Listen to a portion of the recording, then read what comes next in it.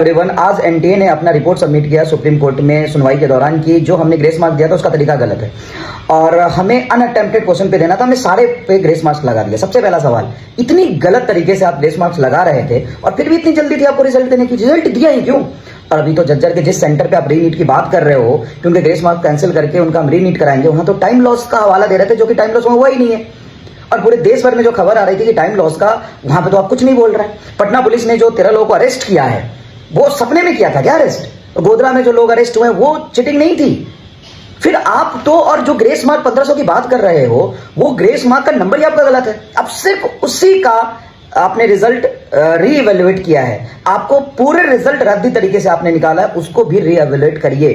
कितने बच्चों को आपने ग्रेस मार्क दिया है वो देखना पड़ेगा। सिर्फ ट्वीट खेलने से नहीं होगा कि 22-23 तारीख को हम पेपर करा लेंगे, 30 को हम रिजल्ट दे देंगे, 8 से काउंसलिंग शुरू कर देंगे, क्योंकि 8 तारीख से सुप्रीम कोर्ट में सुनवाई है, पहली तारीख है, इसीलिए इतनी जल्दीबाजी मचा रहे हो।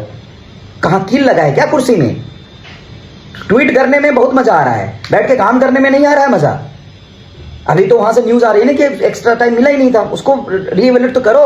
और आपके 8-10 हजार सेंटर रहे होंगे, वहां का हर जगह का सीसीटीवी कैमरा चेक करो, नहीं तो ओपन करो, कंप्लेन करे सब लोग कहां कहां टाइम लॉस हुआ था, और हर जगह का आप सीसीटीवी कैमरा चेक करना। आपका जो डेटा है, जितने बच्चों को आपने ग्रेस मार्क दिया वो भी गलत है।